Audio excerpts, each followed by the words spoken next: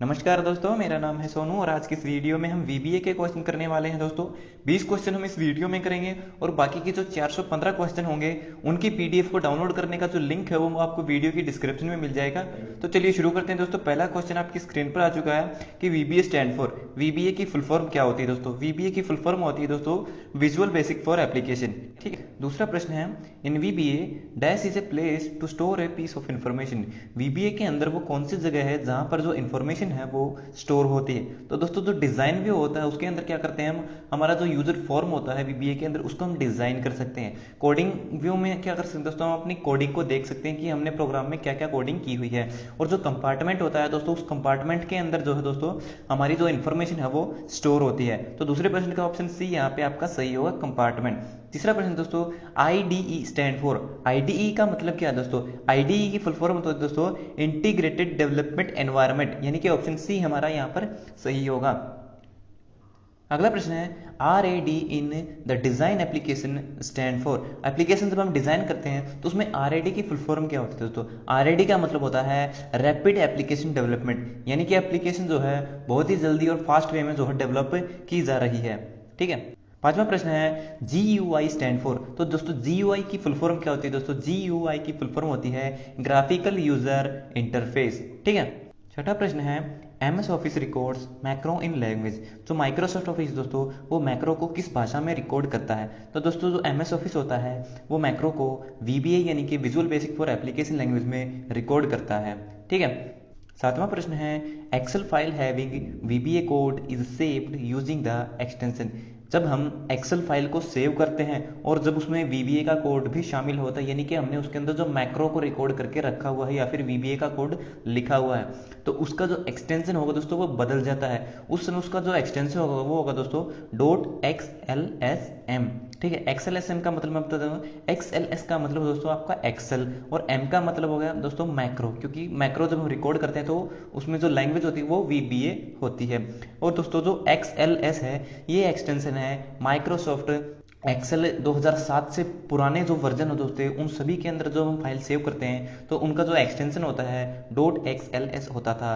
लेकिन 2007 के बाद जो वर्जन आया दोस्तों 2007, 10, 13 उन सभी के अंदर जो एक्सटेंशन होता है वो dot X L S x होता है।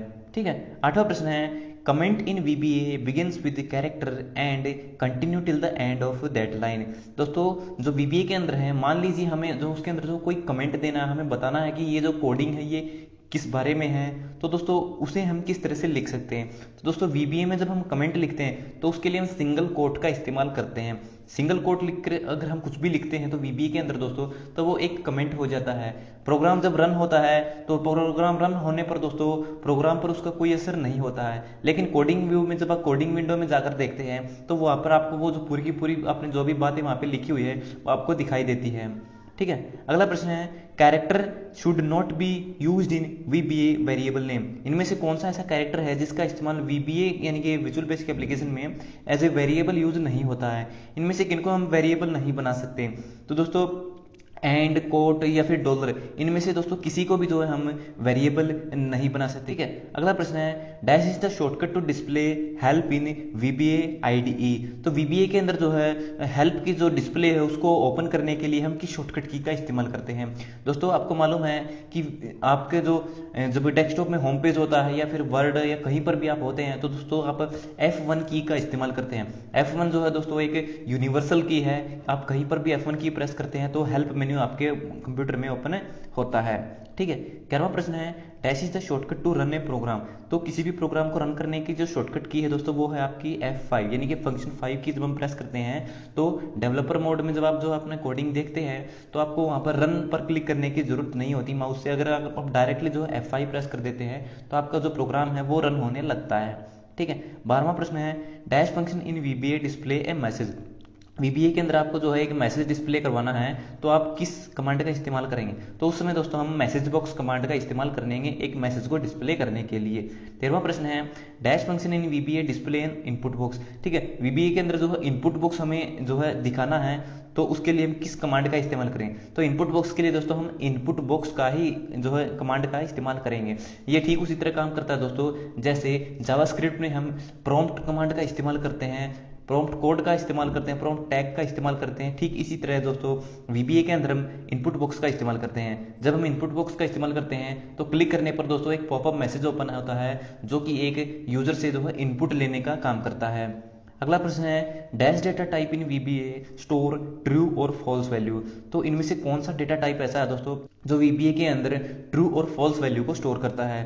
तो दोस्तों जो बूलियन डेटा टाइप होता है दोस्तों वो न केवल VBA बल्कि C या फिर जावास्क्रिप्ट कोई भी दोस्तों लैंग्वेज हो तो बूलियन जो डेटा टाइप होगा दोस्तों वो हमेशा दो तरह की जो है वैल्यू को स्टोर कर पाएगा, ट्रू और फॉल्स, 1 और 0 या फिर ऑन और ऑफ। ठीक है। 15वां प्रश्न दोस्तों choose the result of the following VBA code expression.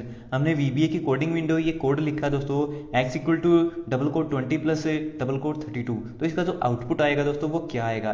दोस्तों VBA के अंदर जब हमें किसी चीज़ का एडिशन करना होता है तो हम मान लीजिए हमें एडिशन जो है अगर बिना कोट के करेंगे तो ये दोस्तों एक स्ट्रिंग की तरह काम करेगा और इसका जो आउटपुट होगा बिना कोट के वो होगा दोस्तों 2032 इसका आउटपुट होगा जब हम बिना कोट का इस्तेमाल करेंगे।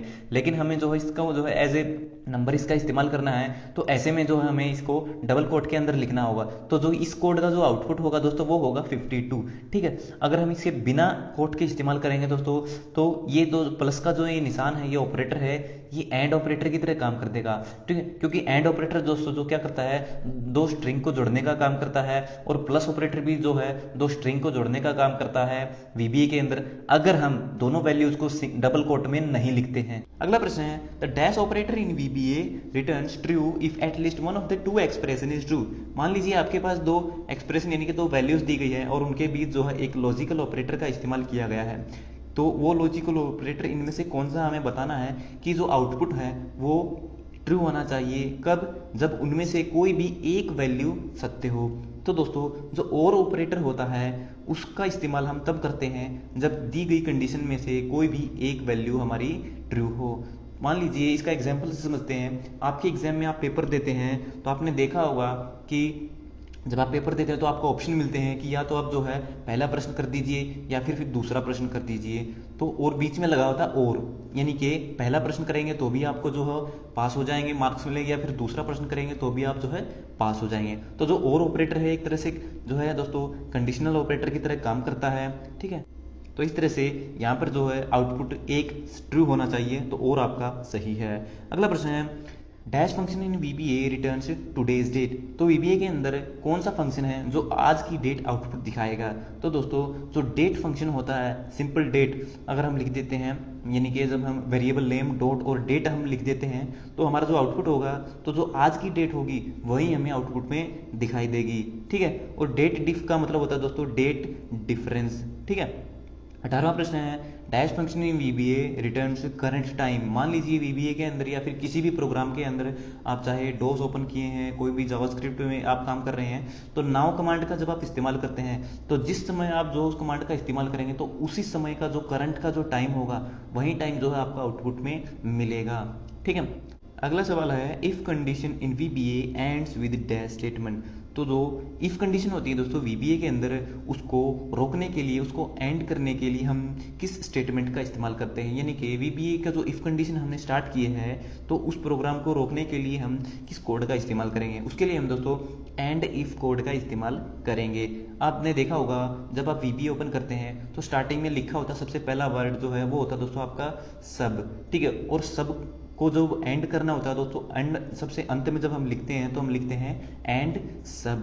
ठीक है। तो इस तरह से आप याद कर सकते हैं कि जो भी प्रोग्राम जिस नाम से स्टार्ट होगा वो एंड के बाद लिखा जाएगा। अगला प्रश्न है dash is the loop available in VBA के अंदर इनमें से कौन सा लूप अवेलेबल होता है? For and while, do while, do until, for each या फिर ऑल ऑफ देम। तो दोस्तों VBA के अंदर ये सभी के सभी लूप अवेलेबल होते हैं। तो ये हो गए हमारे 20 क्वेश्चन दोस्तों। वीडियो देखने के लिए धन्यवाद। उम्मीद करता हूँ आपको ये वीडियो अच्छी लगी, आपके लिए फायदेमंद होगी। मिलते हैं हमारी अगली वीडियो में।